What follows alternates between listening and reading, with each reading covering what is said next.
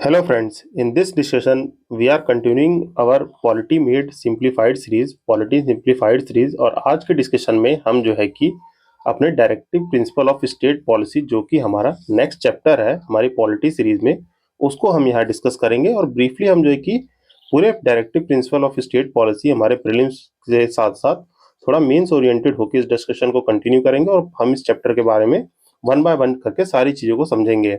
और इससे पहले के डिस्कशंस में अब तक हम लोग फंडामेंटल राइट्स पढ़ चुके हैं कि जो कि हमने सारे आर्टिकल्स अपने आर्टिकल 12 टू 35 हो गए जो हमारे फंडामेंटल राइट्स है, और आर्टिकल 1 और 2 11 ये सब भी जो हमने बहुत ही ब्रीफली डिस्कस किए हैं। यहाँ पे सारे फंडामेंटल राइट्स मैंने केस स्टडीज के थ्रू मीन जो है कि आपको एग्जांपल देते हुए कि कौन सी केस स्टडी कहाँ पे, जैसे आर्टिकल हम 32 पढ़ रहे हैं उसमें हम वृट्स पढ़ रहे हैं, तो वृट्स के लिए कि कहाँ पे जो है कि हेबियस कॉर्पस का जो है कि एग्जांपल दिया है, या जो है कि मैंडामस हो गया, जो है कि मैंडामस जो है कि कहाँ यूज हो रहा है, इनको जो है कि एग्जाम्पल के थ्रू समझाया है। कि जैसे मान लीजिए अभी जो है कि रिसेंट में एक केस स्टडी थी, रिसेंट नहीं मतलब 2010 के अराउंड की एक केस स्टडी है जो हमारे राजस्थान हाई कोर्ट ने जो है कि इशू की थी एक यूनिवर्सिटी के वाइस चांसलर को रिमूव करने के लिए। मीन जो है कि वो इस पोस्ट के लिए जो है कि एलिजिबल नहीं थे, तो वहाँ को वारंटो जो है कि नोटिस जारी किया गया, जिसके थ्रू उनको जो है कि देखा गया, डिस्क्वालीफाई किया गया। तो इसी तरीके से हमने सारे फंडामेंटल राइट्स अपने सारे आर्टिकल्स को डिस्कस किए। जैसे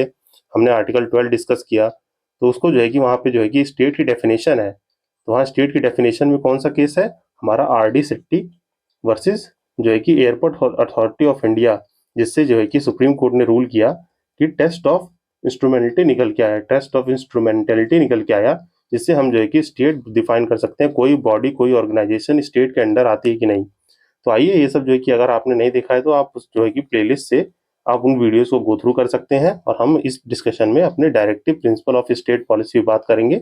तो हम इसको डिकोड करते हैं और समझते हैं कि ये टॉपिक क्या है, इसके बारे में हम सारी चीज़ें जो है कि समझेंगे। तो हम जो है कि इससे पहले कि मैं आपको रिकॉल करा दूं कि जो हमारे फंडामेंटल राइट्स होते हैं, what are the fundamental rights, ये क्या होते हैं, ये सर्टेन सेट ऑफ राइट्स है, सर्टेन सेट ऑफ राइट्स है जो कि कहाँ से, बिल ऑफ राइट्स से लिए गए। कि अमेरिका के बिल ऑफ राइट्स जो है कि इसको ड्रॉन करते हुए पहली बार जो है कि फंडामेंटल राइट्स सिटीजन्स को प्रोवाइड हुए थे। ये सर्टेन सेट ऑफ राइट्स होते हैं जो कि क्लेम किए जाते हैं, क्लेम अगेंस्ट दी स्टेट।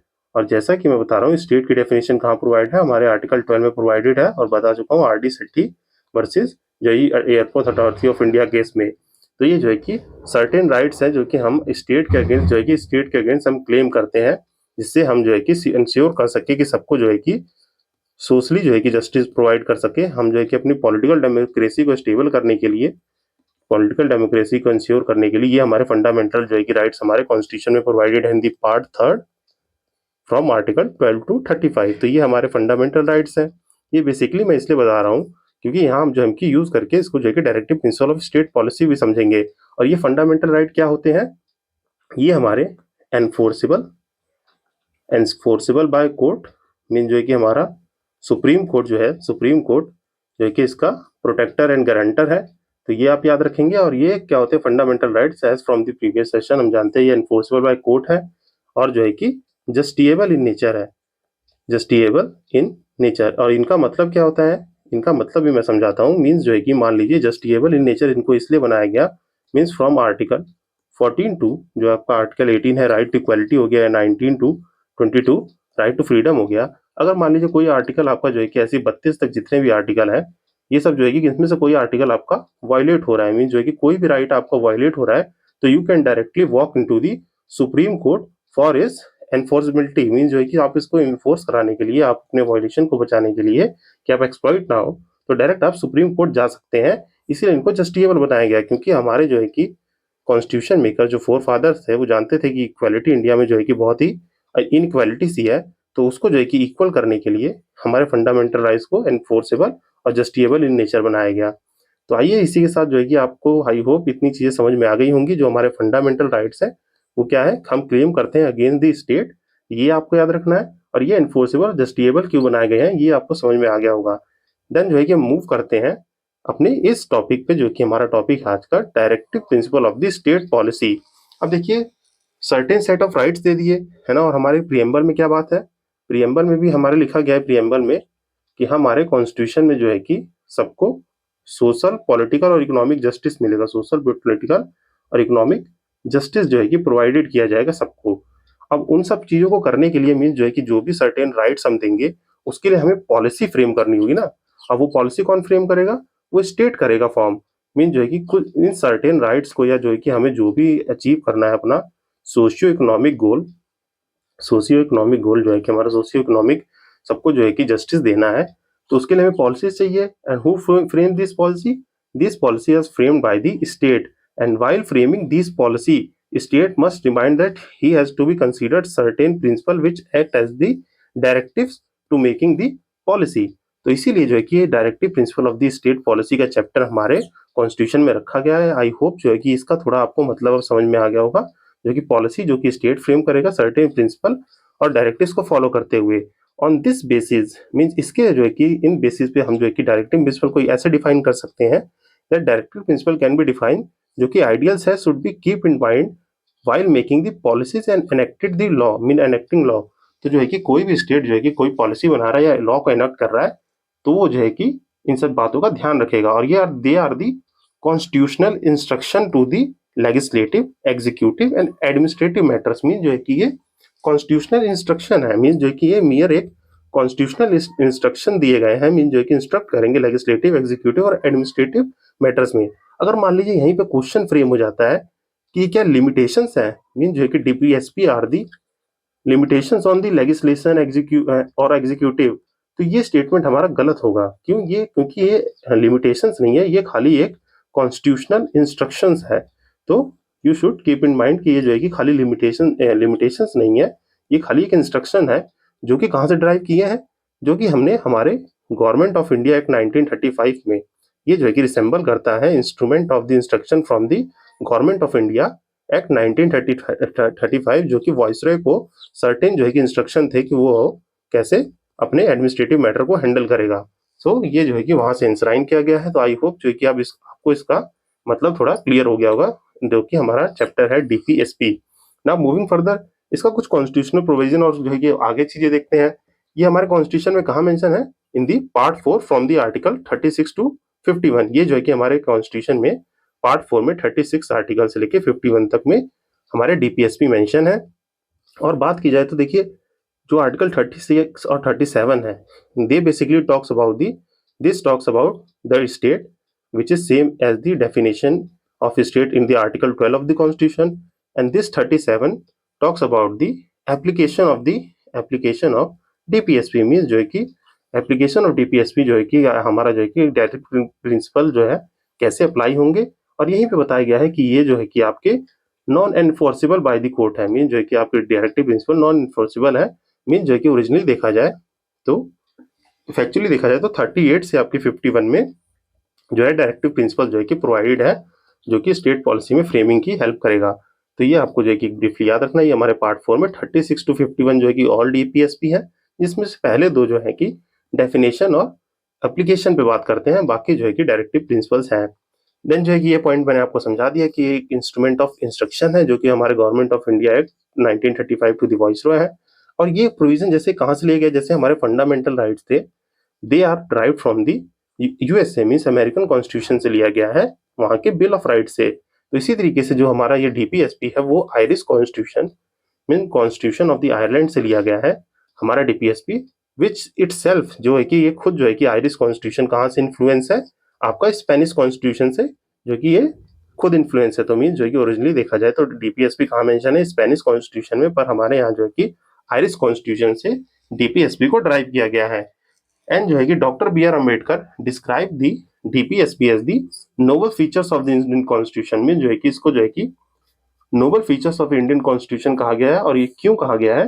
क्योंकि यही जो है कि सर्टेन प्रिंसिपल जो डिटरमाइन कर रहे हैं आपके सोशियो इकोनॉमिक गोल को, जस्टिस को इंश्योर करने के लिए इन दी कॉन्स्टिट्यूशन, जो कि हमारा अचीव करेंगे वेलफेयर स्टेट गोल को। जो हमारा जो है कि प्रियम्बल का जो मोटो है, objective of the preamble which talks about sounds like the welfareism and talks about the welfare of state, तो ये इसको इंश्योर करेगा।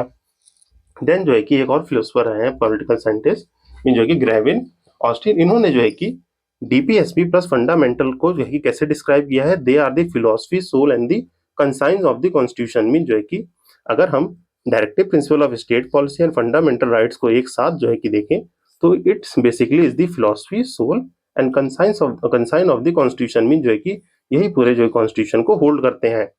एंड जो है कि इसको जो है कि आपके नॉन जस्टिएबल इन नेचर बनाया गया है। मीन जो है कि हमारे जो डीपीएसपी हैं दे आर नॉन जस्टिएबल स्लैश जो है कि आपका नॉन एनफोर्सेबल इन नेचर है, नॉन एनफोर्सेबल है। और ऐसा क्यों किया गया, तो इसका जो है कि रीजन जान लीजिए। जैसे देखिए राइट्स को तो हमने जस्टिएबल जो है कि जस्टिएबल और एनफोर्सेबल बना दिया, मीन जस्टिएबल एंड एनफोर्सेबल बना दिया because for their violation someone has to someone directly walks into the supreme court under the article 32 जो है कि आप सुप्रीम कोर्ट में जा सकते हैं और 226 में हाई कोर्ट में मूव कर सकते हैं, जो कि सर्टेन रिट्स के थ्रू आपके जो है कि फंडामेंटल राइट को इंश्योर किया जाएगा। क्योंकि हमारे जो है कि इंडिपेंडेंस टाइप काफी अनइक्वालिटी और ये सब थी, बट जो है कि डीपीएसपी को जो है कि नॉन जस्टिएबल और जो है आपका नॉन एनफोर्सेबल इसलिए बनाया गया। जो हमारे कॉन्स्टिट्यूशनल एडवाइजर थे BN राव जी, उन्होंने जो है कि इसको जो है कि प्रपोज किया था और हमारे कॉन्स्टिट्यूएंट असेंबली ने इसको अडॉप्ट भी किया। और ऐसा करने का रीजन था because there are certain principle which talks about the protection of environment, protection of environment है, ठीक। इक्वल पे, इक्वल वर्क, ये सब जो है कि जैसे इक्वल पे और इक्वल वर्क की जो है कि बातें बाद में ऐड की गई हैं।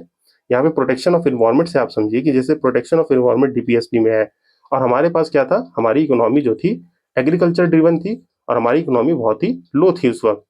अगर उस वक्त जो है कि अगर प्रोटेक्शन ऑफ इन्वायरमेंट जस्टिएबल बना दिया जाता है, इस जो है कि हमारे प्रोटेक्शन ऑफ इन्वायरमेंट को डीपीएसपी को जस्टिएबल बना देते, तो मान लीजिए कोई भी जैसे बहुत सारे जो है कि इन्वायरमेंटलिस्ट थे और भी अदर एक्टिविस्ट जो है कि इंडस्ट्री सेटअप के लिए मीन जो है कि इंडस्ट्री सेटअप के लिए जाते, मीन जो है कि हमारा जो है कि एग्रीकल्चर जब हम प्राइम मूविंग फोर्स से मैकेनाइजेशन तरफ पे बढ़ रहे थे, इंडस्ट्रियल रेवोल्यूशन की तरफ हमारे इंडिया में, तो जो है कि इन्वायरमेंट को हार्म होता ही होता। तो दैट्स वाई कि वहां पे जो है कि BN राव जी ने सजेस्ट कर दिया था कि आप डीपीएसपी को जो है नॉन जस्टिएबल और नॉन एनफोर्सेबल बताइए। क्योंकि हम अगर एग्रीकल्चर अगर इंडस्ट्री की तरफ मूव करेंगे तो थोड़ा पॉल्यूशन ये सब तो होगा ही, और जो है कि इन्वायरमेंटलिस्ट जो है कि PIL डाल देते तो इंडस्ट्रीज ये सब नहीं बनती, जो कि हमारे आगे जो है कि डेवलपमेंट में दिक्कत करता। तो that's why DPSP are made the non justiciable in nature. तो ये जो है कि आपको आई होप क्लियर हो गया होगा अब। देन जो है कि इसका ऑब्जेक्टिव देखा जाए, जो कि हमारे प्रीवियस ईयर 2015 में जो है कि पूछा भी गया है ये कि what is the main objective of the DPSP. तो ये जो है कि आपका इंश्योर करता है socio economic democracy complementing the political democracy में, जो है कि फंडामेंटल राइट्स के थ्रू आप जो है कि सोशल जस्टिस तो दे रहे हैं और पॉलिटिकल डेमोक्रेसी भी इंश्योर कर रहे हैं, बट यहाँ पे सोशियो इकोनॉमिक डेमोक्रेसी पे जो है कि फोकस किया गया है मेन, जो कि हमारा कॉन्सेप्ट ऑफ वेलफेयर स्टेट को पूरा सपोर्ट करता है।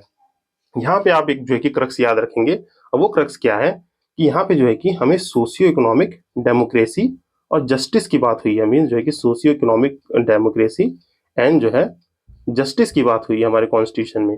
अगर ऐसा ही कह दे कि क्या ये हमारा कॉन्स्टिट्यूशन इकोनॉमिक इक्वालिटी की भी बात करता है, इकोनॉमिक इक्वालिटी की, तो ये स्टेटमेंट जो है कि आपका गलत जाएगा। हमारे कॉन्स्टिट्यूशन में कहीं भी नोवेयर मेंशन है कि हम इकोनॉमिक इक्वालिटी इंश्योर नहीं करेंगे, बिकॉज अगर ऐसा लिखा होता तो आप खुद सोचिए, जो हमने बात की है सबको सेम लेवल प्लेइंग फील्ड पे लाने के लिए, मीन्स मान लीजिए कोई ये पर्सन जो इतनी इनकम होल्ड कर रहा है और बी पर्सन के पास कुछ यहाँ तक है और सी पर्सन के पास यहाँ तक इनकम है, मीन्स इतनी वेल्थ है। अब इसको इंश्योर करने के लिए आप जो है कि इक्वालिटी देते हो, तो सब कहते हैं कि हमको बराबर इनकम चाहिए सबके पास, मतलब जितनी वेल्थ इनके पास है मेरे पास भी होनी चाहिए। इसीलिए हमने इकोनॉमिक जस्टिस की बात की। मीन्स इकोनॉमिक जस्टिस मीन्स सबको जो है कि राइट टू वर्क दिया, राइट टू वर्क, एक अच्छी कंडीशन प्रोवाइड की गई, मीन्स कंडीशन ऑफ वर्क दिए गए, condition of work, human condition of work, ये सब जो है कि हमारे डीपीएसपी में प्रोवाइडेड है। ना कि हाँ इक्वालिटी की बात है, इक्वालिटी करते तो सब जो है कि भाग भाग के आते और कहते हैं कि सबके बराबर हमारे पास भी वेल्थ होनी चाहिए। हाँ यहाँ पे हमने पॉलिटिकल डेमोक्रेसी इंश्योर की है सबको, कि पॉलिटिकली सब जो है कि इंश्योर हो, जो कि आर्टिकल 326 के थ्रू हमने राइट टू वोट सबको दिया है। देन जो है कि अदर चीजें हो गई, जैसे आपके सोशल जो है कि सोशल जस्टिस है, मीन जो है कि सोशल इक्वालिटी, आप जो है कि कोई भी आप जो है कि डिग्निफाइड लाइफ जिएंगे, कोई भी डिस्क्रिमिनेशन नहीं होगा, but they are for the they are under the reasonable restriction. वहां पे कुछ हमारे पास रीजनेबल रेस्ट्रिक्शंस है जो कि गवर्नमेंट अफर्मेटिव एक्शन से, इसी को समझिए। यहाँ पे जैसे मान लीजिए कोई वनरेबल सेक्शन है जैसे SC ST हो गए, इनको अप्रेज करने के लिए यहाँ पे अफर्मेटिव एक्शन जो है कि गवर्नमेंट लगाती है, अफर्मेटिव एक्शंस, और इनको रेज करने के लिए रिजर्वेशन पॉलिसीज या बहुत सी स्कीम के थ्रू इनको हेल्प करती है। तो ये आप ब्रीफली याद रखेंगे कि हमारे यहाँ ये चीज़ें बात है ऑब्जेक्टिव, और यहाँ पे इकोनॉमिक इक्वालिटी नहीं, इकोनॉमिक जस्टिस और डेमोक्रेसी की बात है। तो ये जो है कि आपको याद रखना है। Then moving to our next point कि यहाँ पे कहा गया है कि जो डीपीएसपी है they are use by court to determine the constitutionality of the law. जैसे मान लीजिए हमारे यहाँ जो कि सुप्रीम कोर्ट ने हेल्ड किया था कि DPSP can be consider the reasonable restriction in relation to 14 and 19। अब ऐसा क्यों कहा गया यहाँ पे देखिए कि 14 और 19 में सबको जो है कि यहाँ पे equality before law and equal protection of law की बात है, इक्वल प्रोटेक्शन ऑफ लॉ की बात है। और यहाँ पे जो है कि आपके पास सर्टेन राइट टू फ्रीडम है।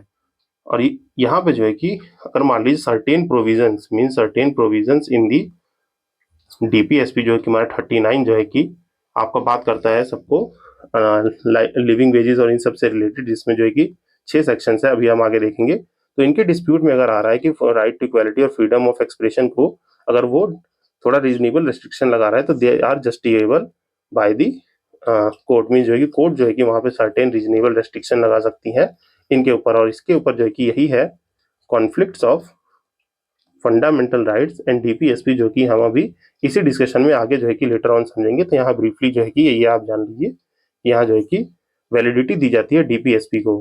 फिर बाद में जो है कि बैलेंस अप्रोच बना दिया गया है दोनों के बीच, जो है कि हम लेटर ऑन केस स्टडीज के थ्रू जो है कि देख लेंगे। देन जो है कि अगले टॉपिक के देखते हैं, इसी में हमारी अगली हेडिंग है क्लासिफिकेशन ऑफ द डीपीएसपी।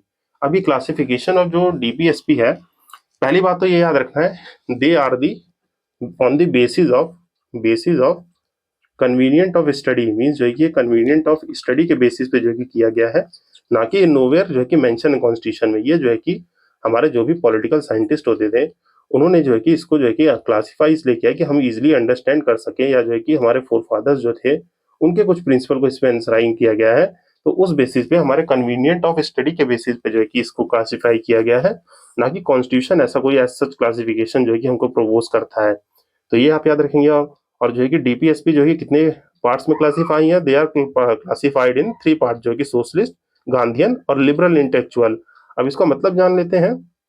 जो सोशलिस्ट प्रिंसिपल होते हैं वो क्या करते हैं, they aim to provide the social economic justice and set the part toward the welfare state, जो है कि हमारे वेलफेयर स्टेट की बात को जो है कि ये सारे प्रिंसिपल सेट करते हैं, जो कि कौन कौन से आर्टिकल हैं आपके, आर्टिकल 38, 9, 39, 39 ए, बी, 41, 42, 43, 43 और 47। इसको जो है कि अभी मैं जो है कि नेक्स्ट जो है कि टेबल फॉर्मेट में समझा दूंगा। अभी याद रखिए कि they are the socialist principle. और जो है कि इसको याद रखने के लिए मैंने आपको बता दिया है कि 36, 37 तो डीपीएसपी है ही नहीं, स्टार्ट कहाँ से हो रहे हैं, 38 से हो रहे हैं। तो देखिए 38, 39, ठीक, और 39 के 2 आपके सेक्शंस, और फिर 40 को स्किप कर देना है। मीन्स 40 जो है कि गांधीयन प्रिंसिपल है, जो कि बात करता है ऑर्गेनाइजेशन और पंचायत पे। तो यहाँ पे 0 है और यहाँ पे O है, तो इससे आप जो है कि रिलेट करते हुए याद रखेंगे। तो जो है कि आपको याद रहेगा कि 40 स्किप करना है, क्योंकि जो कि एक गांधीयन प्रिंसिपल है जो ऑर्गेनाइजेशन ऑफ पंचायत पे बात करता है। तो ये कैसे याद रहेंगे आपको, 38, 39 पूरा आर्टिकल और 40 स्किप करके 41, 42, 43 तक देखिए कंटिन्यूअस है। एंड देन जो है कि एक 47 है। तो आप कुछ इस तरीके से जो है कि अपने माइंड में ट्रिकिंग करके जो है कि इनको जो है कि हमेशा याद करने के लिए हैशटैग रट्टाफिकेशन करने के लिए ऐसे जो है कि कुछ ट्रिक्स लगा के अपने माइंड में जो है कि याद कर सकते हैं। अदरवाइज जो है कि रटना ही पड़ता है। तो आई होप आप इसको समझ गए होंगे। देन जो है कि गांधीयन प्रिंसिपल की बात करें तो Gandhian principle are those that represent the program of reconstruction, जो कि इनिक्वेट हुए थे by the Gandhi ji during the national movement. जो है कि नेशनल मूवमेंट में जो भी इन्होंने जो की चीजें की थी, जो कि प्रिंसिपल इंश्राइन किए थे, वो हमारे डीपीएसपी में मेंशन किए गए हैं। जो कि यहाँ पे देखिए कुछ प्रिंसिपल आप सोच रहे होंगे कि यहाँ तो रिपीट हो रहे हैं, तो yes some certain principle are the repetitive, क्योंकि वहाँ पे कुछ ऐसी बातें हुई हैं। जैसे 40 हो गया आपका organisation of panchayat, 43 B, and 46, 47, 48 mean जो है कि जो बात करता है आपके आपके एनिमल हस्बेंड्री एंड एग्रीकल्चर पे बात करता है, और प्रोटेक्शन ऑफ एनवायरनमेंट जो कि लेटर ऑन किया गया था। तो ये सब हमारे गांधीयन प्रिंसिपल होते हैं। देन लिबरल इंटेलेक्चुअल प्रिंसिपल क्या होते हैं, to represent the idea of the liberalism. Means यहाँ पे आर्टिकल 44, 45, 48, 48A, 49, 50 एंड 51 ये जो है कि आपके कुछ लिबरल प्रिंसिपल्स हैं। देन मूविंग अहेड हम देखते हैं कि ये सारे आर्टिकल्स क्या क्या है कॉन्स्टिट्यूशनल प्रोविजन में, इन आर्टिकल्स में लिखा क्या क्या है। तो let's see one by one कि इन आर्टिकल्स में क्या क्या लिखा हुआ है, जो कि मैंने टेबल फॉर्मेट में लगा रखा है। तो हम यहाँ से देखते हैं। यहाँ पे कॉन्स्टिट्यूशन प्रोविजन का पहला जो आर्टिकल है हमारा 36, जो कि हमारा डीपीएसपी है, मैंने बताया वो क्या बात करता है, is deal with the definition of the state which is same as the article 12। Mean जो है कि यहाँ पे आपका टेस्ट ऑफ इंस्ट्रूमेंटेलिटी के थ्रू जो कि हम डेफिनेशन ऑफ स्टेट को डिटरमाइन करेंगे which body falls under the state. तो यहाँ पे जो है कि आर्टिकल 36 बात करता है ये, और आपको डिटेल देखना हो तो kindly refer to that video जो हमारा आर्टिकल 12, 13 और बेसिक स्ट्रक्चर का वीडियो है, बेसिक स्ट्रक्चर ऑफ कॉन्स्टिट्यूशन, जो कहाँ से ड्राइव हुआ। मीन्स आर्टिकल 13 में जो जुडिशियल रिव्यू की बात हुई है, जो कि बात करता है कोई भी लॉ इन डेरोगेशन होगा किसी चीज फंडामेंटल राइट में के लिए, तो वो जो है कि शैल बी डिक्लेयर्ड वॉइड जो है कि ये जो है कि यहाँ पे जो है कि आर्टिकल 13 इसकी बात करता है। तो यहाँ पे मैंने जो है कि बेसिक स्ट्रक्चर ऑफ कॉन्स्टिट्यूशन को भी पूरा जो है कि हमारा केशवानंद भारती केस कैसे कैसे आया था, ये गोलकनाथ केस, चंपकम दोराई रंजन केस से स्टार्ट होके गोलकनाथ केस होके जो है कि आगे आगे केशवानंद भारती, फिर आईआर पोलो केस में जो है कि कैसे फाइनली जो है कि डिटरमाइन किया गया कि हमारे बेसिक स्ट्रक्चर को कॉन्स्टिट्यूशन के अमेंडमेंट नहीं किया जा सकता है। तो आप उस वीडियो को रेफर कर सकते हैं, जहाँ पे मैंने बहुत ही नोट्स के थ्रू ही सारे नोट्स के थ्रू जो है कि एक्सप्लेन किया है अच्छे से, तो आप प्लीज उस वीडियो को रेफर कर सकते हैं। तो कमिंग बैक टू डिस्कशन, जो है कि हमने आर्टिकल 36 की डेफिनेशन ऑफ स्टेट, और 37 जो है कि क्या बात करता है, 37 बात करता है application of the directive principles. Means यहीं पे जो है कि मैंने आपको बताया, it talks about the how DPSP mean directive principle of the state policy can be used to make certain making policies and enacting the laws. Mean जो है कि लेजिस्लेशन किन किन पॉइंट का ध्यान रखेगा और ये सब करेगा, जो कि हमारे फंडामेंटल है for the governance, fundamental for the governance of हमारा इंडिया। मीन्स जो कि कंट्री के लिए फंडामेंटल गवर्नेंस रहेगा, जो कि ये पीवाईक्यू में भी पूछा गया है 2023 में, जो कि ये क्वेश्चन पूछा गया है कि which article are the fundamental for the governance in making laws and policies. तो ये कौन सा आर्टिकल है, आर्टिकल 37। तो ये आप याद रखेंगे। देन नेक्स्ट आर्टिकल जो बात करता है, next article and our first DPSP देखा जाए तो जो इन दी टर्म ऑन टेक्निकलिटी, ये जो है कि हमारा फर्स्ट डीपीएसपी है, जो कि बात करता है state has to soar means state to secure a social order for the promotion of the welfare of the state. अब यहाँ पे जो है कि आर्टिकल 38 में ही जो है कि सबसे पहले बात कर दी गई है वेलफेयर ऑफ द स्टेट की, जो कि प्रमोट करेगा हमारी social economic and political justice को, जो कि इंश्योर क्या करना है इसने, हमारे social economic and political justice को, and minimise the income and opportunity inequality. Means जो है कि ये ऐड किया गया था 44th कॉन्स्टिट्यूशनल अमेंडमेंट एक्ट 1978 के थ्रू, जो है कि ये ऐड किया गया कि हमारे वेलफेयर स्टेट को जो है कि प्रमोट करना है, ensuring the social, economic and political justice while minimizing the income and opportunity inequalities among the citizens। तो ये ऐड किया गया था, लेटर ऑन प्रोविजन इसको ऐड किया गया है हमारे इस आर्टिकल के डेफिनेशन में, जो 44th कॉन्स्टिट्यूशनल अमेंडमेंट एक्ट ने ऐड किया है। तो आप ये बात याद रखेंगे। आई होप आर्टिकल 38 भी आपको समझ में आ गया होगा। देन जो है कि हम मूव करते हैं अपने next article, that is 39, which says there are certain principle to be followed by the state to secure certain provision दिए गए हैं। यहाँ पे जो है कि 39 आर्टिकल में आपके सब क्लॉज दिए गए हैं ABCDEF, जिनमें जो है कि बातें की गई हैं कुछ। आइए हम मैं इसको याद कराने का भी तरीका आपको बता दूंगा, क्योंकि हम पढ़ते पढ़ते यहाँ याद भी करेंगे। तो जैसे देखिए 39A, अब 39A में जो है कि अगर मान लीजिए पूछ ले कि आपको आर्टिकल 39 सब क्लॉज ए में क्या लिखा हुआ है, तो ये कैसे याद रहेगा। यहाँ पे बात की गई है एडुकेट मीन्स ऑफ लाइवलीहुड की, मीन जो है कि right to adequate mean of the livelihood कहाँ बात की है, तो ये 39A में की है। और ए से आप याद रखेंगे, ए से क्या है, A stand for the educate living. तो ऐसे आपको याद रहेगा कि ए से आप याद कर लेंगे adequate means of the livelihood कहाँ है, 39A में। देन बी क्या बात करता है, equal distribution of material resource. यहाँ पर देखिए मटेरियल रिसोर्स को इक्वली डिस्ट्रीब्यूट करना है of the community for the common good. तो यहाँ से बी से क्या भी याद रखेंगे, यहाँ से बी से याद रख सकते हैं बराबर। तो बराबर बांटना है क्या, हमें सारे मटेरियल रिसोर्स को बराबर ही डिस्ट्रीब्यूट करना है सब में। तो ये हमारे 39B में मेंशन है। तो ये दो ही हो गए।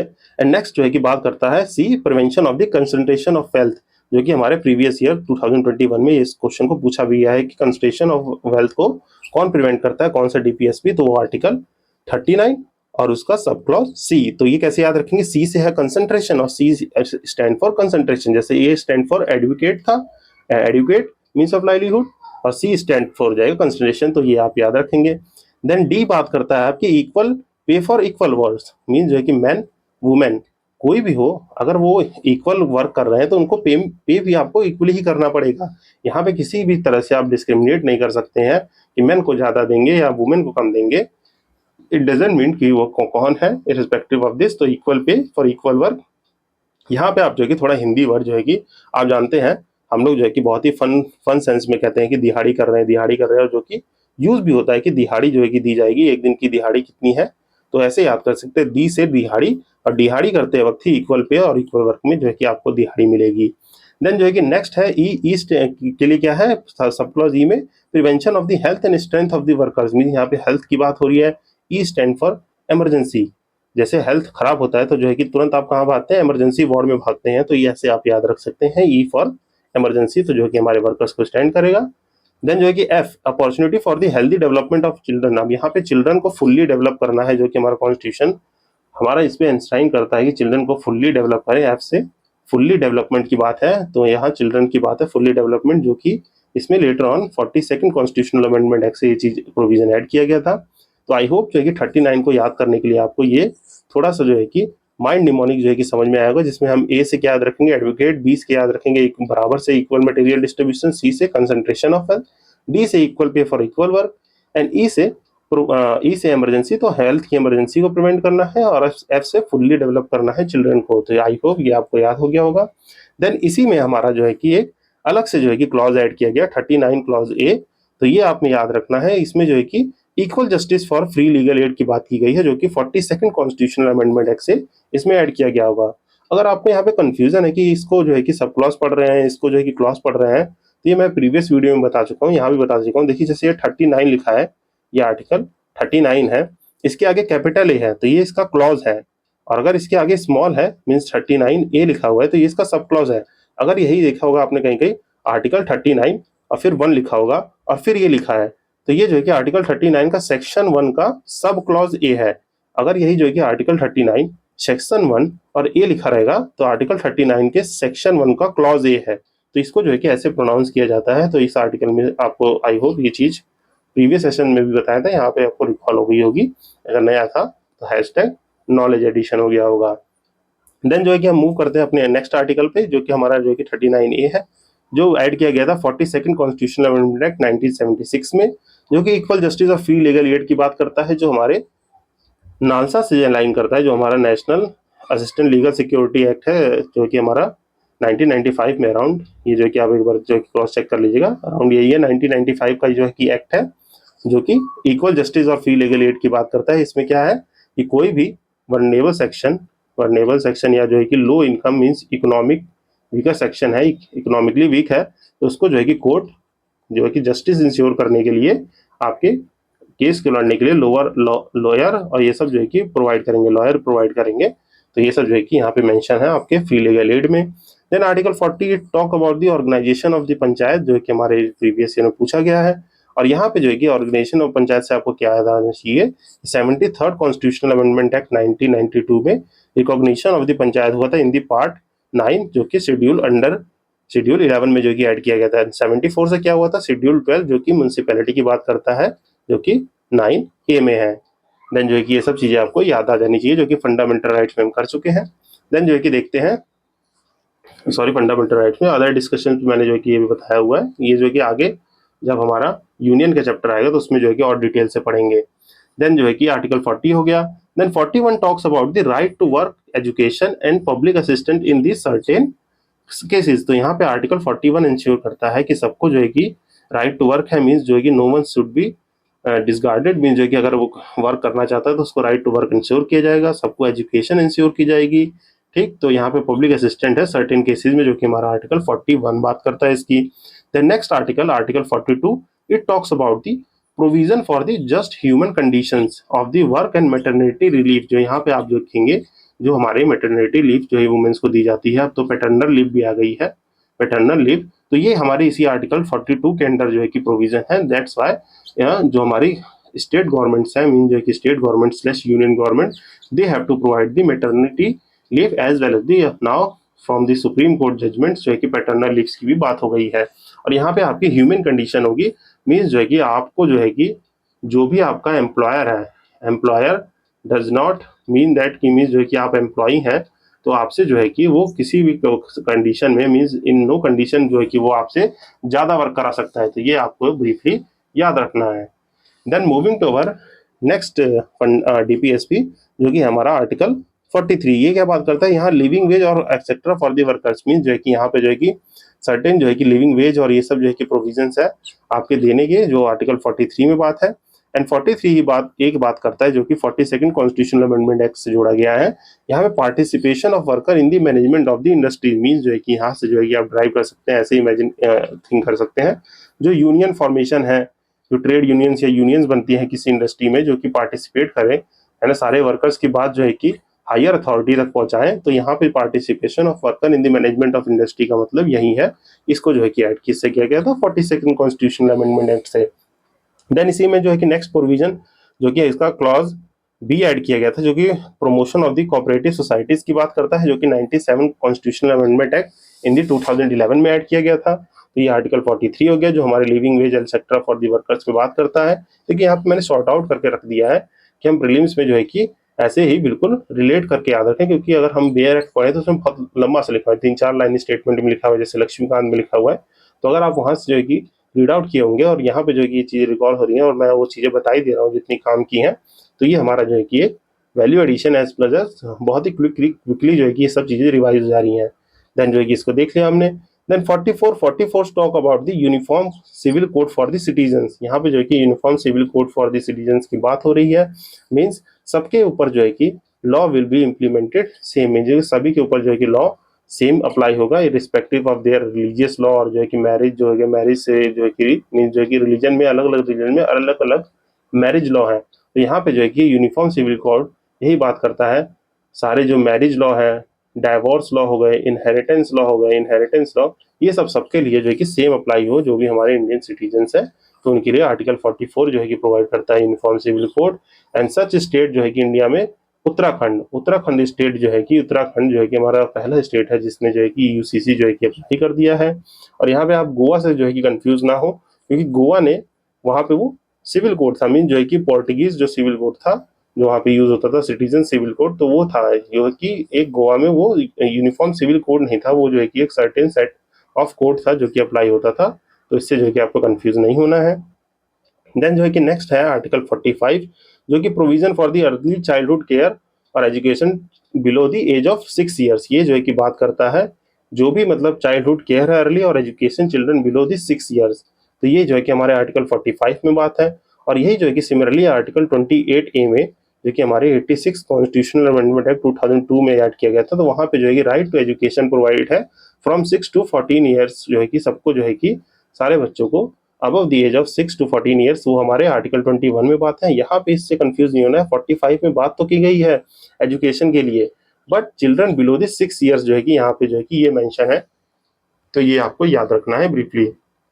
देन जो है कि नेक्स्ट देखा जाए तो article 46 it talks about the promotion of the educational and economic interest of the schedule caste, schedule tribes और अदर वीकर सेक्शंस। यहाँ पे जैसे देखिए इसका एप्लीकेशन देखा जाए तो मतलब हम जो भी वर्नेबल सेक्शन है, SC ST हो गए या अदर वीकर सेक्शन हो गए, EWS हो गए या OBC हो गए, तो उनके promotion of the education and economic interest देखा जाएगा। मीन्स जो है कि जो हमारे आर्टिकल 15 में प्रोवाइडेड है, जो हमारे आर्टिकल 15 में सेक्शन 3 और 4 में कि सर्टेन जो है कि रिजर्वेशन मेड होंगे आपके एजुकेशनल इंस्टीट्यूट में, वहाँ जो है कि कोई भी डिस्क्रिमिनेशन नहीं होगा, तो वो। और जो है कि आर्टिकल 16 जो कि बात करता है, आर्टिकल 16 का सेक्शन 4 जो हमारा बात करता है प्रमोशन इन द रिजर्वेशन, जहाँ पे कॉन्सिक्यूशनल सीनियोरिटी और ये सब आया था, एडिक्वेट डाटा इन द 5, ये सब बात है। तो वो प्रोविजन यहीं से किया जाता है कि DPSP को जो है कि स्टेट जो है कि सर्टेन प्रोविजन और पॉलिसीज बना सकती है इनको इन्फोर्स करने के लिए, मीन जो है कि यहाँ पे लॉज जो बनाने के लिए, अफर्मेटिव एक्शन लेने के लिए। तो यहीं पे बात की गई है कि सर्टेन एजुकेशन और इकोनॉमिक इंटरेस्ट होने चाहिए वर्नेबल सेक्शंस के। तो ये आर्टिकल आपको 46 आई होप समझ में आ गया होगा। देन आर्टिकल 47, अब ये क्या बात करता है, it is the duty of the state to raise the level of nutrition standard of living, और जो है कि इंप्रूव करेगा हेल्थ। और यहीं पे जो है कि बात है provision of the consumption of intoxicant, ये जो है कि हमारे आर्टिकल 47 में बात है, जो कि हमारा एक गांधीयन प्रिंसिपल है। तो ये जो है कि आप याद रखेंगे कि 47 में क्या बात है, यहाँ पे level of nutrition among the मतलब पीपल्स और पब्लिक हेल्थ के स्टैंडर्ड जो है कि मेंटेन करने हैं, स्टैंडर्ड लिविंग को। और यहाँ पे जो है कि कोई भी इंटॉक्सिकेटिंग ड्रिंक है तो वो जो है कि यहाँ पे नहीं बनेंगी, तो जो है कि इसको याद रखना है। Then 48 article 48 it talks about the organisation of agriculture and animal husbandry. हमारा जो है कि आर्टिकल 48 बात करता है organisation of agriculture and animal husbandry पे, जो कि बात है कि कोई भी एग्रीकल्चर के ऑर्गेनाइजेशन हो गए, जैसे आपका केंद्रीय विज्ञान केंद्र है या एनिमल हस्बेंड्री की कोई ऑर्गेनाइजेशन है, तो वहाँ पे जो है कि सर्टेन पॉलिसीज अगर गवर्नमेंट इम्प्लीमेंट करना चाहती है तो यहीं से प्रोविजन को लिया जाएगा। देन जो है कि नेक्स्ट है आर्टिकल 48A, जो कि हमारा protection and environment of the safeguarding forest and wild life है। ये जो है कि प्रोविजन जो है कि लेटर ऑन ऐड किया गया था। आप बताइए कौन से जो है कि कॉन्स्टिट्यूशनल अमेंडमेंट एक्ट से जो है कि किया गया, आप कमेंट सेक्शन में बता सकते हैं। वैसे आपको हिंट लग गया होगा कि मैं क्या लिख रहा था। देन जो है कि आप 48A जो है कि protection improvement of the environment और सेफगार्ड करता है वाइल्ड लाइफ को। देन जो है कि article 49 it talks about the protection of the movements monuments places and object of the national importance. यहाँ पे जो है कि जितने भी नेशनल इंपॉर्टेंस के प्लेस या ऑब्जेक्ट हैं या जो है कि कोई भी मॉन्यूमेंट है, इनको प्रिजर्व करने के लिए जो है कि बनाए जाएंगे लॉ। अब जैसे इसको कैसे याद रख सकते हैं, जो हमारा आर्कियोलॉजिकल सर्वे ऑफ इंडिया है उसमें जो सर्टेन एक्ट्स है जो कि आप किसी भी मॉन्यूमेंट में, हिस्टोरिकल इंपॉर्टेंस मॉन्यूमेंट है जैसे लाल किला, अगर इनकी दीवारों पे कुछ लिखते हुए पाए गए, जो भी होते हैं कुछ भी लिखते हुए पाए गए, तो आपको जो है कि यहीं से जो है कि सर्टेन प्रोविजन जो है कि एक्ट में बनाए जाते हैं, जिसमें जो है कि पेनल्टीज और पनिशमेंट होती हैं। तो ये जो है कि सर्टेन रेस्ट्रिक्ट कर देते हैं फंडामेंटल राइट की। आप कहीं भी जो है कहते कि हमारा फंडामेंटल राइट हमें यहाँ लिखने का मन है, तो ऐसा कुछ नहीं होता है। ये जो है कि यहाँ से एक्ट जो है कि बना देंगे वो आर्कियोलॉजिकल सर्वे ऑफ इंडिया वाले, और जो है कि आपको जो है पकड़ के पेनल्टी प्लस जो है कि आपके ऊपर अगर ज़्यादा सीरियस तो टर्म ऑफ जेल भी हो सकता है। तो ये एग्जाम्पल के तौर पे मैंने आपको ये समझा दिया है। देन जो है कि article 50 it's talked about the separation of judiciary from the executive. Article 50 जो है कि बहुत बार जो है कि ये अभी शायद 2 या 3 साल पहले इसको भी पीवाईक्यू में पूछा गया था, जो सेपरेशन ऑफ जुडिशरी और एग्जीक्यूटिव की बात करता है। बिकॉज कि हमारा जुडिशरी जो है कि इंडिपेंडेंटली जो है कि काम कर सके इंडिपेंडेंटली, ताकि कोई भी जो है कि फंडामेंटल राइट या कोई पॉलिसी जो है कि इन ग्रेटर गुड के फेवर में नहीं है या क्योंकि हमारे कॉन्स्टिट्यूशन के बेसिक स्ट्रक्चर को वायलेट कर रही है, तो उसको नल एंड वाइड डिक्लेयर कर सके। देन जो है कि आर्टिकल 50 हो गया। Then article 51 that is our last जो है कि हमारा डीपीएसपी है, ये बात करता है promotion of the international peace and security की। यहाँ पे जो है कि हमारे कॉन्स्टिट्यूशन में जो है कि ये बात की गई है कि promotion of international peace and security रहेगा, जो कि हमारा इंडिया इसको फेवर करेगा। तो आई होप जो है कि ये सारे जो है कि आपको डीपीएसपी याद हो गए होंगे, और मैंने इसको जो है कि बहुत ही ब्रीफली जो है कि आपको सारा समझा दिया है। तो अब तक हम लोगों ने डीपीएसपी को समझ लिया, what are DPSP and how they are different from the fundamental rights. और यहाँ पे हमने पढ़ लिया कि क्लासिफिकेशन ऑफ जो डीपीएसपी है और not mention in the constitution, it is only convenient of the हमारे स्टडी से कन्वीनियंट पे इनको क्लासीफाई किया है। और हमने सारे अब कॉन्स्टिट्यूशनल प्रोविजन भी यहाँ पे जान लिए हैं। तो यहाँ तक हम आई होप कि आपको अंडरस्टैंडिंग होगी कि हमारे डीपीएसपी क्या है। देन मूविंग फर्दर हम अगले टॉपिक को देखते हैं। मूविंग फर्दर अगला टॉपिक हमारा क्या है, एडिशन इन द डीपीएसपी, जो है कि मैंने ऊपर आपको ब्रीफली बता ही दिया है, पर यहाँ पे मैंने टेबल फॉर्मेट में मेंशन कर दिया है। ये 42nd कॉन्स्टिट्यूशनल अमेंडमेंट एक्ट 1976 ने कौन कौन सी डीपीएसपी ऐड की है, 39, 39A, 43 एंड 48A, जो कि मैंने आपसे ऊपर पूछा था, उसका आंसर भी आपको यहाँ मिल गया होगा। आई होप कि आपने कमेंट जरूर किया होगा। देन जो है कि 44 कॉन्स्टिट्यूशनल अमेंडमेंट एक्ट ने जो है कि 38 ऐड किया है, जिसमें 38 में क्या इंश्योर किया था कि state secure the social order और promotion of the welfare of the state, जो कि इस लैंग्वेज को चेंज किया था 44 कॉन्स्टिट्यूशनल अमेंडमेंट एक्ट ने। 86 added the changes the content of the 45, that is the provision or early child care और जो कि education of the children below the 6 years. Then 97th Amendment Act introduced the 43B, which is the cooperative society, और ये हमारे constitution में अलग से भी हमारे 9 के पार्ट बी में, जो कि 9 बात करता है किसकी, आपकी पंचायत की, 9A बात करता है म्यूनसिपैलिटीज की, एंड 9B बात करता है आपके कोऑपरेटिव्स की। तो ये जो है कि आप ब्रीफली याद करेंगे। एंड देयर आर सर्टेन जो है कि directives principle outside the part 4, जैसे हमारे फंडामेंटल राइट आउटसाइड पार्ट 3 थे, जहाँ पे हम देखते हैं कि हमारे जैसे right to property article 31 delete करके हमारा एक कॉन्स्टिट्यूशनल राइट बना दिया गया है, legal right under the article 300A। इसी तरीके से हमारे जो है कि सर्टेन डायरेक्टिव्स जो है कि आउटसाइड है, मतलब certain directives given to provided for the state outside the part 4, वो कौन कौन से हैं, तो वो आपका आर्टिकल 335 जो कि पार्ट 16 में है, that claims of the SC/STs to the service while maintaining the efficiency of the administration, while maintaining the efficiency of administration। तो ये जो है कि आप स्टेटमेंट याद रखेंगे, जो हमारे आर्टिकल 335 का सेंस है। जैसे कि बात है यहाँ पे जो है कि आर्टिकल मैंने बताया, जो 16 आर्टिकल 4 है, 16 का section 4 which talks about the promotion in the reservation, certain promotion in the reservation, जहाँ पे बहुत सारे कॉन्फ्लिक्ट हुए थे कॉन्स्टिट्यूशनल सिक्योरिटी और इन सब को लेके, तो वो मैंने फंडामेंटल राइट वीडियो में अच्छे से एक्सप्लेन किया हुआ है, you can go through it. उस वीडियो में आप जो है कि देख सकते हैं, जिसका प्लेलिस्ट तो डिस्क्रिप्शन में ऐड हो ही जाएगा। देन जो है कि यहाँ पे जो है कि बात है कि ये 335 जो है कि यही बात करता है क्लेम्स ऑफ SC/ST सर्विसेज की, जो कि हमारा maintenance of efficiency of the administration को जो है कि मद्देनजर रखते हुए जो भी क्लेम्स होंगे तो उन पे ध्यान दिया जाएगा। Then article 305A in the part 17 जो कि हमारे ऑफिशियल लैंग्वेज की बात करता है। यहाँ पे इंस्ट्रक्शन इन दी मदर लैंग्वेज जो है कि बात की गई है, मीन जो है कि सर्टेन जो भी हमारी स्टेट गवर्नमेंट है वो अपने एजुकेशनल इंस्टीट्यूशन में जो है कि लोकल लैंग्वेज में अगर कोई भी जो है कि मदर टंग में वहाँ पे एजुकेशन दी जाएगी तो वो वहाँ पे सर्टेन प्रोविजंस और लॉ बना सकती है under the article 350A of the part 17 which talks about our language, means official language की बात करता है। देन सर्टेन जो है कि प्रोविजन प्रोवाइड 351 में that connect to the development of the Hindi language, क्योंकि हमारी नेशनल लैंग्वेज अभी तक डिटरमाइन नहीं है। वैसे तो हिंदी लैंग्वेज है, इस पर जो है कि मैं कुछ कहना नहीं चाहूँगा, नो ऑफेंस और नो डिस्प्यूट, बट जो है कि अभी कोई ऑफिशियल लैंग्वेज ऐसे डिटरमाइन नहीं है। हिंदी की प्रमोशन और डेवलपमेंट की बात है, और कोई भी जैसे क्या है हमारे जो है कि अभी मोस्ट वर्क है ऑफिशियल लैंग्वेज में जो है कि इंग्लिश में जो है कि कोनेट किया जाता है। कहीं भी कोई डॉक्यूमेंट, जजमेंट या कुछ भी है तो वो जो है कि आप लोकल अथॉरिटी लैंग्वेज में जो है कि वहाँ की स्टेट लैंग्वेज में भी होना चाहिए, प्लस जो है कि उसकी एक कॉपी आपकी इंग्लिश लैंग्वेज में भी होनी चाहिए। तो ये सब जो है कि आगे जब ये आर्टिकल पढ़ेंगे तो बहुत ब्रीफली देखेंगे, यहाँ पे मैंने आपको समझ कर दिया है। Then there are difference between fundamental rights, duties and DPSP। तो यहाँ पे मैंने एक टेबल फॉर्मेट में ये जो है कि फंडामेंटल राइट्स, ड्यूटीज और DPSP में क्या डिफरेंस है उनको लगा रखा है। तो आइए इसको एक बार गो थ्रू कर लेते हैं कि what are the differences basically between the right, duty and DPSP। तो देखिए पहली बात तो डेफिनेशन देख लेते हैं। ये क्या है, right guarantee to the individual. अब ये जो है कि मैंने बताया फंडामेंटल राइट, ऊपर ही आपको बताया सर्टेन राइट जो कि हम क्लेम कर रहे हैं कहाँ से, स्टेट से। तो ये राइट गारंटी है इंडिविजुअल, मीन जो कि सिटीजन्स ऑफ द लैंड, जो कि जो भी सिटीजन्स रहेंगे उनको सर्टेन राइट्स दिए जाएंगे। एंड द फंडामेंटल ड्यूटीज, यहाँ पे राइट्स क्या है, हमारे जो है कि राइट्स हैं जो कि हम क्लेम करेंगे, पर duties are only the moral obligation. ये जो है कि एक मोरल ऑब्लिगेशन है विच इज इटसेल्फ, जो इसको बना देता है नॉन जस्टिएबल एंड नॉन एनफोर्सेबल बना देता है। देखिए एक खाली रिस्पॉन्सिबिलिटी है सिटीजन्स की, moral obligation while enjoying there fundamental rights. तो ये आपको याद रखना है।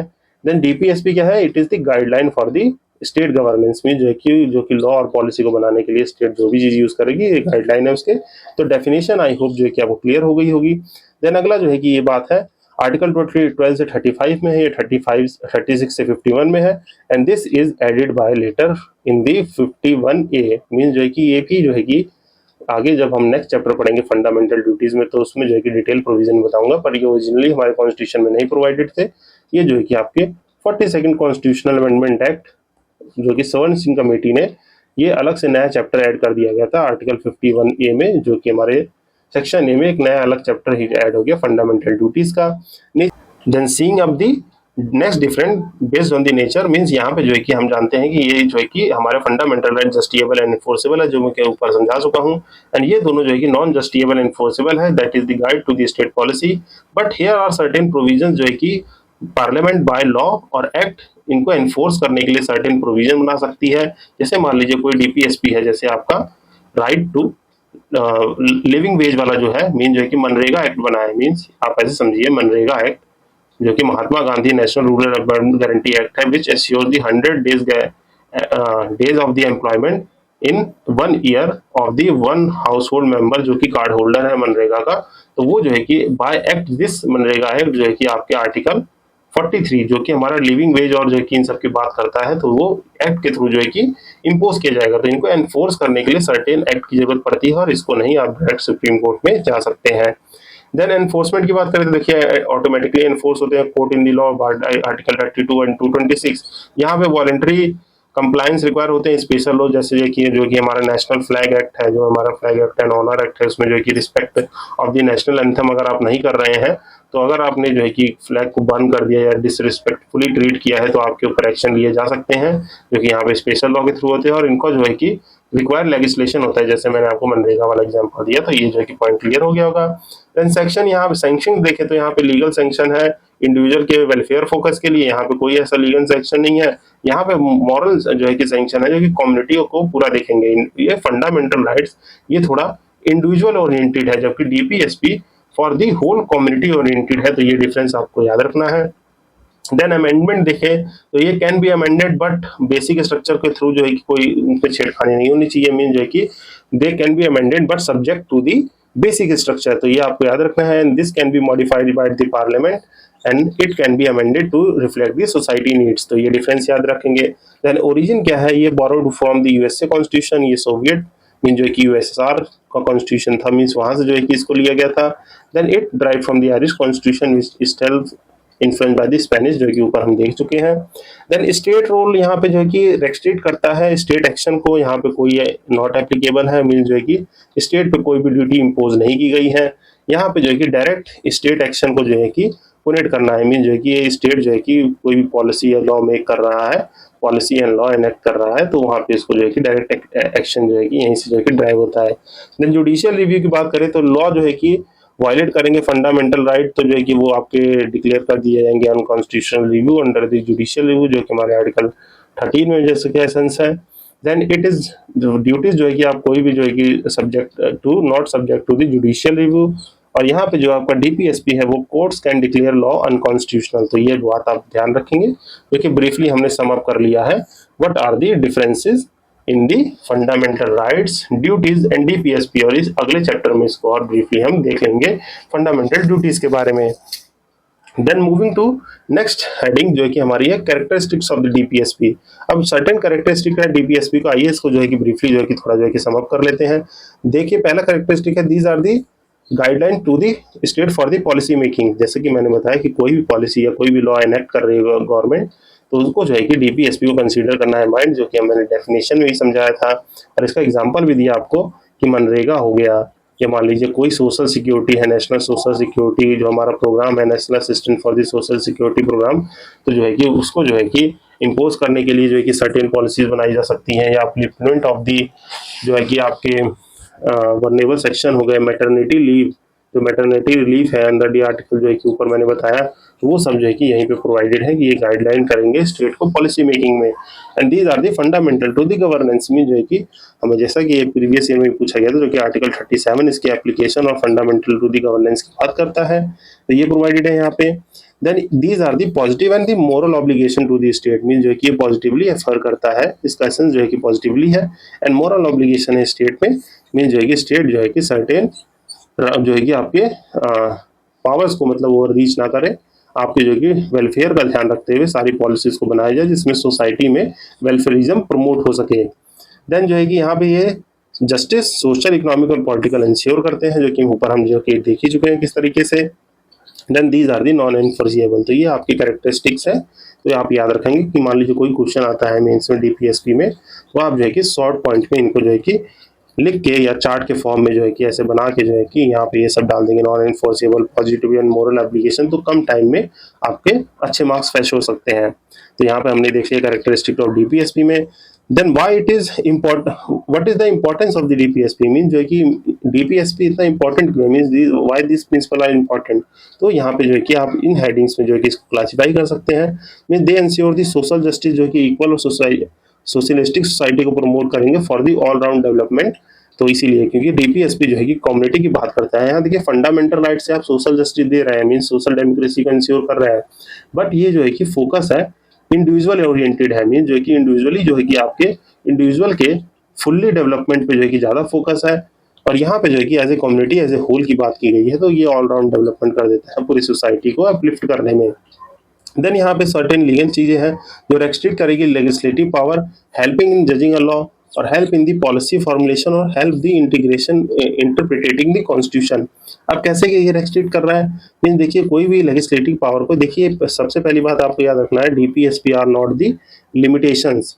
ये जो है कि लिमिटेशंस नहीं है गवर्नमेंट पे, ये सिर्फ क्या है इंस्ट्रूमेंट ऑफ इंस्ट्रक्शन है। इंस्ट्रूमेंट ऑफ इंस्ट्रक्शन है मीन जो है कि इंस्ट्रक्ट करेंगी उनको पॉलिसीज और मेकिंग करने में, बट सर्टेन प्रोविजन जो कि रेस्ट्रिक्ट करेगा गवर्नमेंट को। जैसे मान लीजिए मैंने बताया आपको ये मनरेगा एक्ट है, मनरेगा एक्ट में जो है कि आप गवर्नमेंट जो है कि सबको नहीं दे सकती 100 डेज का एम्प्लॉयमेंट भी, नहीं तो सभी जो है सभी जो है कि भाग-भाग के जो है कि मनरेगा के एक हाउस होल्ड कार्ड बनवाएँगे और कहेंगे भैया हमको एम्प्लॉयमेंट दो, हमको एम्प्लॉयमेंट दो, इर्रेस्पेक्टिव ऑफ। तो वहाँ पे जो है कि आपके कुछ सर्टेन थ्रेशोल्ड रखे गए हैं कि आप बिलो द पॉवर्टी लाइन होने चाहिए, जो है कि आपके घर में जो है कि कंडीशन या एनुअल इनकम ग्रोथ इतनी कम होनी चाहिए। तो ये रेस्ट्रिक्ट करेगा पावर को कि यहाँ पे ऐसे प्रोविजन जो है कि स्टेट जो है कि फॉलो करे।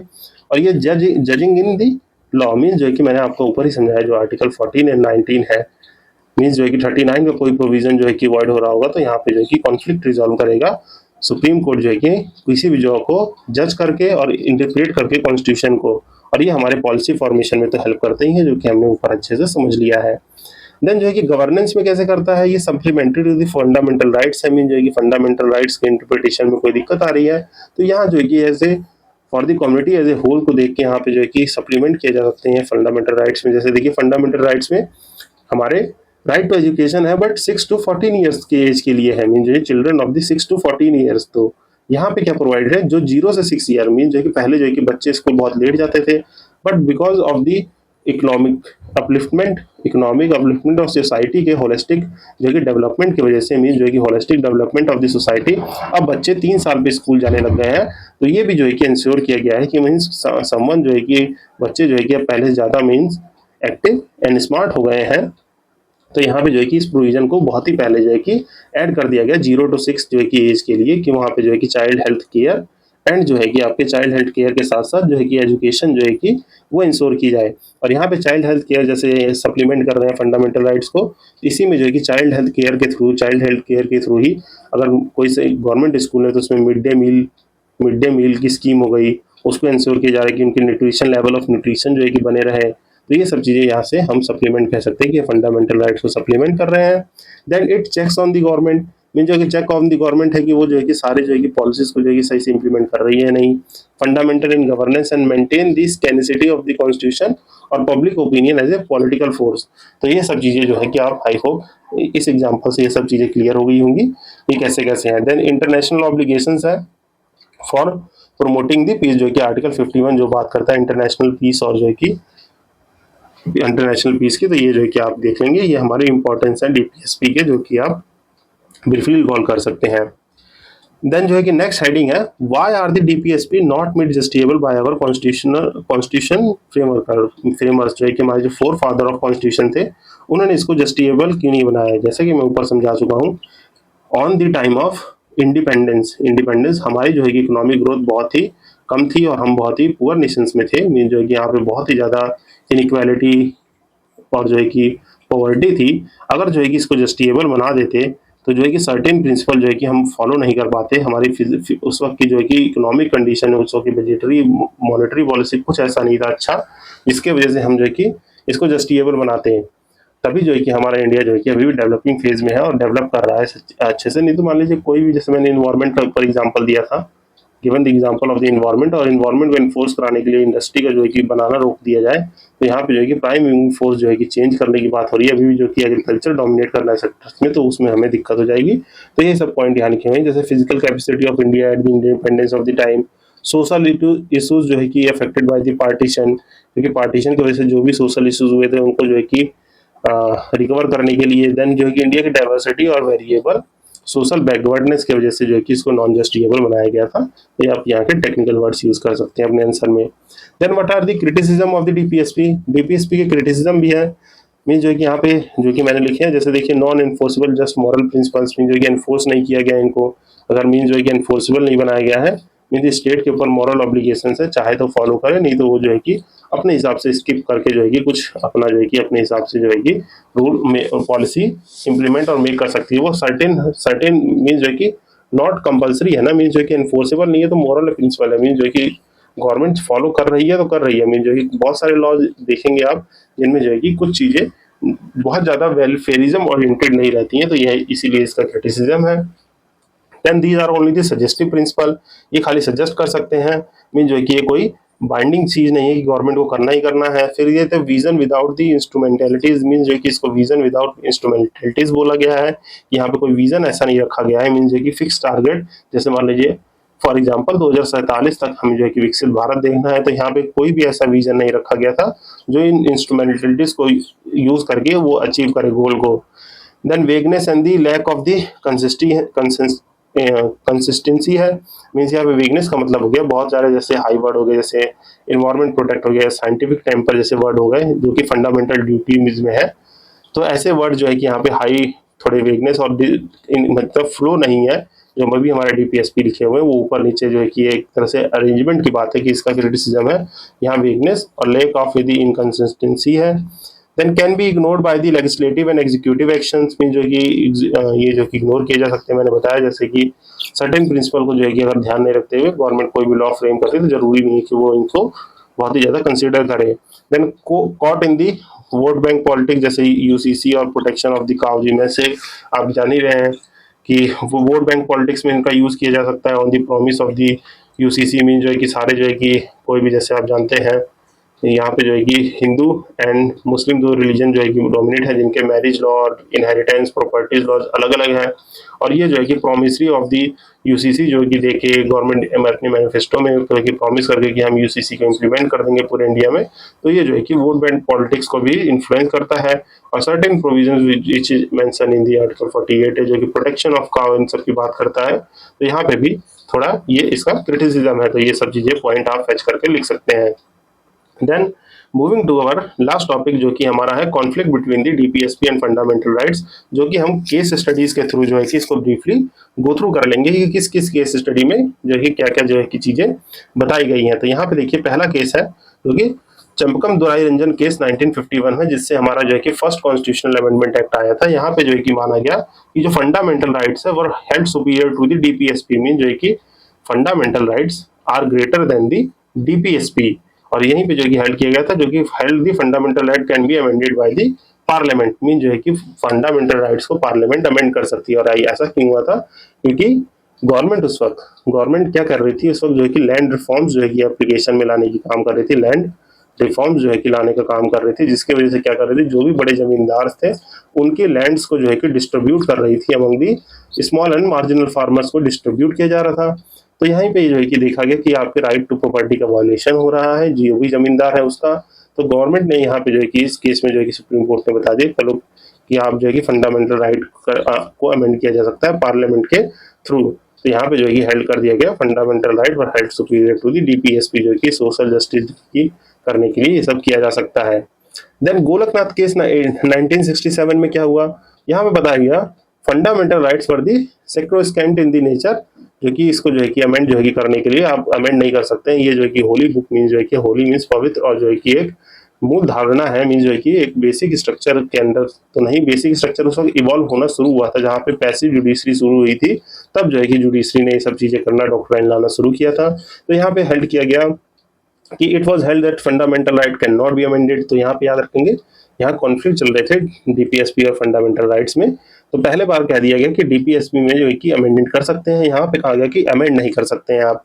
और article 368 only the procedure amendment to the procedure to re amend but not amend power to amend, mean जो है कि हमारा article 368 in the constitution provided है जो कि अमेंड करने के प्रोसीजर को बताता है, ना कि पावर टू दी अमेंडमेंट देता है। तभी जो है कि इन रिस्पॉन्स टू दिस जो है कि गवर्नमेंट जो है कि 24 आर्टिकल ले आई, अमेंडमेंट 24 ले आई, आर्टिकल नहीं sorry 24th amendment and 25 amendment ले आई, जो कि बात क्या करता है 24th अमेंडमेंट जो है इंसर्टेड दी आर्टिकल सेक्शन 4 मीन जो कि आर्टिकल 13 में सेक्शन 4, और जो है कि आपके 368 में जो है कि एक प्रोविजन जो है कि ऐड कर दिया गया, I am forgetting that section.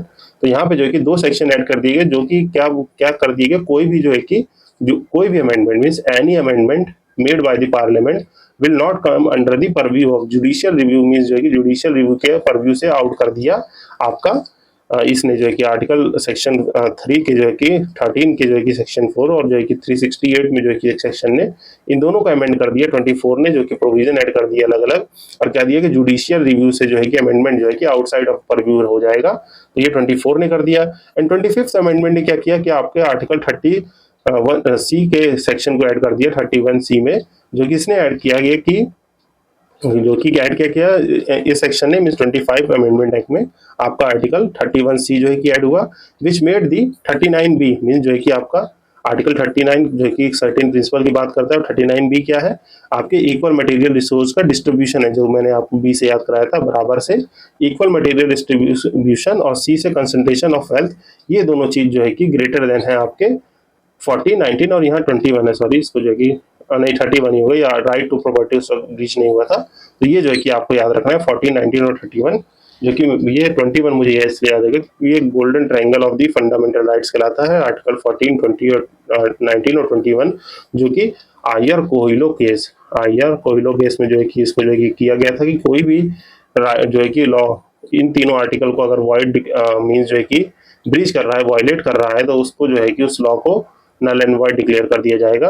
पर यहाँ पे जो है कि क्या बात है, 25 अमेंडमेंट एक्ट में क्या किया, 31C ऐड किया, जो इसने बोल दिया कि आपके मटेरियल डिस्ट्रीब्यूशन और कंसंट्रेशन ऑफ वेल्थ जो है, इनसे जो है कि बड़े हैं आपके right to equality before law, freedom of speech और जो है कि आपके राइट टू प्रॉपर्टी से, ये सब जो है कि बड़े हैं।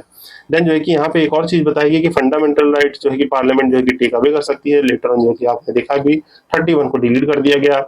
Then it is held that the law made to implement the 39B or C to extent that they violate this will not subject to judicial review। तो मैंने आपको जो है कि समझा दिया, ये दोनों अमेंडमेंट वो जो है कि जुडिशियल रिव्यू को कोई भी अमेंडमेंट से परव्यू से जो है कि बाहर निकाल दिया था।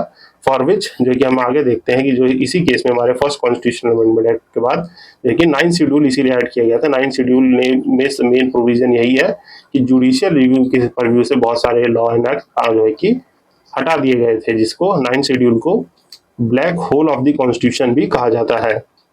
Then moving to next case which is the Kesavananda Bharati case 1973, जो कि आप जानते हैं कि केरला के जो है कि मठ के जो है कि वहाँ के वहाँ के जो है कि पुजारी थे, जिनकी बहुत सारी लैंड जो है कि चली गई थी। इन्होंने जाके चैलेंज कर दिया कि ये जो भी अमेंडमेंट है 24, 25 एंड लेटर अमेंडमेंट जो है कि जुडिशियल रिव्यू की इन सबको वो कर रहे हैं परव्यू आउट, तो ये सब जो है कि गलत है, मीन जो है कि ये अनकॉन्स्टिट्यूशनल है। तो यहाँ पे अपहेल्ड किया गया प्रोविजन में कि जो 39B(C) है greater than this judicial review held the part of the basic structure, mean जो है कि ये जो है कि ये ग्रेटर है, मीन जो है कि आपके जो है कि फंडामेंटल राइट्स को जो है कि सुपीरियर बनाने की कोशिश की गई थी। तो यहाँ पे जो है कि ये बताया गया कि आपका जुडिशियल रिव्यू जो है कि वो held the part of the basic structure, mean जो है कि यहाँ पे इनकी कॉन्स्टिट्यूशनैलिटी को हेल्ड कर दिया गया, मीन जो कि ये आपका जो कि प्रोविजन बनाया गया है 39B और 39C जो कि ग्रेटर माने जाएंगे इन फंडामेंटल राइट से। तो इसको तो प्रोविजन को अपहेल्ड कर दिया सुप्रीम कोर्ट ने इस केस में, मीन जो कि केशवानंद भारती केस ने इसको चैलेंज किया था इन अमेंडमेंट को। तो इस प्रोविजन को हेल्ड किया गया कि ये जो है कि अनकॉन्स्टिट्यूशनल नहीं है, ये जो है कि कॉन्स्टिट्यूशनली जो है कि राइट है। पर यहाँ पे जो है कि एक चीज इन्होंने ऐड कर दी कि सब प्रोविजन ठीक है, बट आप जो है कि जुडिशियल रिव्यू को बेसिक स्ट्रक्चर के जो है कि मीन जो है कि judicial review as a basic structure बना दिया, क्योंकि इन्होंने कहा कि इस केस में बोल दिया गया कि आप कोई भी लॉ को जुडिशियल रिव्यू के परव्यू से जो है कि नहीं हटा सकते हैं। और इसी केस की डेट के में कहा गया कि कोई भी जो है जुडिशियल रिव्यू मीन जो कि टिल दिस बिफोर, मीन जो है कि इसके बिफोर के जो है कि कोई भी लॉ जो है कि सुप्रीम कोर्ट जो है कि नहीं जुडिशियल रिव्यू के अंडर में लाएगी, बट लेटर ऑन जितने भी लॉज हैं यहाँ पे जुडिशियल रिव्यू के परव्यू में आएंगे। और ये सब जो है कि मैं आपको कह रहा हूँ वो वीडियो देख लेंगे तो और ज्यादा क्लियर हो जाएगा, जहाँ पे मैंने और अच्छे से एक्सप्लेन किया है। देन जो है कि later on the 42nd constitutional amendment act आता है, जिसने कह दिया कि सारे डीपीएसपी जो है कि ग्रेटर है 14, 19 और 31 से, और कोई भी लॉ जो है कि इम्प्लीमेंट करेगा mean directive principal will be held void on the ground that it violets the article 14, 19 and 31 of the constitution. तो यहाँ पे जो है कि ये हेल्ड कर दिया गया। बट लेटर ऑन यहाँ पे जो है कि सारे डीपीएसपी को देखिए ग्रेटर कह दिया गया, but later on this judgement और रिवर्स मीन्स मिनर्वा मीन्स के 1980 में सारे डीपीएसपी जो है कि हेल्ड दी, मीन जो कि सारे डीपीएसपी कोई भी डीपीएसपी 14, 19, 31 जो कि हेल्ड कर दिया गया अनकॉन्स्टिट्यूशनल है, मीन सारे डीपीएसपी जो है कि इनसे ग्रेटर नहीं है, मीन्स फंडामेंटल राइट से ग्रेटर नहीं हो सकते हैं। Then it establish the balance between the fundamental right and DPSP जो कि हमारे basic structure of the constitution में आ गया। और इसको जो है कि प्रेजेंट स्टेटस यही है आपका कि 39B और C जो है कि अभी भी 14 और 19 से ग्रेटर स्टेटस होल्ड करते हैं। तो ये आप याद रखिएगा, क्योंकि ये जो है कि मटेरियल डिस्ट्रीब्यूशन और concentration of wealth now prevent करते हैं, जो कि इन दोनों आर्टिकल के परव्यू से बाहर है। तो ये हमारा अभी का प्रेजेंट स्टेटस है। तो देखिए किस तरीके से स्टार्ट हुआ था लैंड रिफॉर्म को करते हुए, जहाँ पे जो है कि गवर्नमेंट जो है कि थोड़े जो है कि डिस्ट्रीब्यूशन कंसंट्रेशन ऑफ वेल्थ को हटा रही थी, जमींदारों से जो जमीन लेके जो है कि फार्मर्स में बांट रही थी। तो इस वजह से ये सारे जो है कि कॉन्फ्लिक्ट अराइज होते थे। एंड शुरू में देख के कहा गया था कि जो है कि आपके फंडामेंटल राइट सुपीरियर है, बट लेटर ऑन जो है कि धीरे धीरे इसको बनाया गया कि सारे डीपीएसपी सुपीरियर है। बट एट लास्ट जो है कि बनाया गया कि only 39B and C is greater than the 14 and 19, और यहाँ पे जो है कि एक बैलेंस अप्रोच बना दिया गया हमारे फंडामेंटल राइट्स के बीच में। तो आई होप जो है कि आपको ये क्लियर हो गया होगा। और बाकी जो है कि इसी तरीके से जो है कि आप प्रीवियस वीडियो को देख लेंगे तो और चीज़ें क्लियर हो जाएंगी, और ये सीरीज अब जो है कि पूरी कंटिन्यू रहेगी प्रीलिम्स के लिए। मीन्स ये सीरीज पॉलिटी हो जाएगी, आपकी हिस्ट्री, और मैं ट्राई करूंगा सारे सब्जेक्ट जितना मेरे पास अभी तक का सस्टेनेबल नॉलेज है, मैं उससे जो है कि सारी चीज़ों को ऐसे ही नोट्स के थ्रू जो है कि इस चैनल पे जो है कि अपलोड कर दूंगा बिफोर जो है कि हमारे प्रीलिम्स 2026 के लिए। मीन्स जो है कि मैं ट्राई अप करूंगा कि हमारे जो है कि रिवीजन टाइम पे, जो हमारा मेन रिवीजन टाइम होता है जब तक हम पढ़ ले, और जब हम कुछ वीडियोस को ढूंढते हैं कि हमारे जो है कि रीच में आ जाए वीडियो और कुछ अच्छी वीडियो मिले, तो आई होप ये वीडियो आप तक रीच करे, क्योंकि देखिए चैनल नया है और रीच आ नहीं रही है। तो अगर आप तक ये जो है कि वीडियो पहुंच रही है, मीन्स आप तक ये वीडियो पहुंच रही है, तो please subscribe my channel to join this channel, और यहाँ से जुड़े रहने के लिए, ताकि मोर अपडेट्स आपको टाइमली मिले, और थोड़े जो है कि मुझे भी पुश मिले कि मेरे एफर्ट जो है कि यूजफुल जगह जा रहे हैं, तो मैं जो है कि और ज़्यादा पुश करके और ज़्यादा एफर्ट्स डाल के जो है कि आप तक यूजफुल कंटेंट डिलीवर कर सकूँ। आई होप ये वीडियो आपको अच्छा लगा होगा, ये डिस्कशन फॉर्मेट आपको डीपीएसपी जो है कि अच्छे से समझ में आए होंगे। आपको अगर ये वीडियो अच्छा लगा है तो प्लीज़ ज़्यादा से ज़्यादा इसको शेयर कर दें, लाइक कर दें, चैनल को सब्सक्राइब कर दें, and thank you for listening to the end. तो इसी के साथ हम इस डिस्कशन को एंड करते हैं। Till then signing off this side Ashish Bhaskar, happy learning.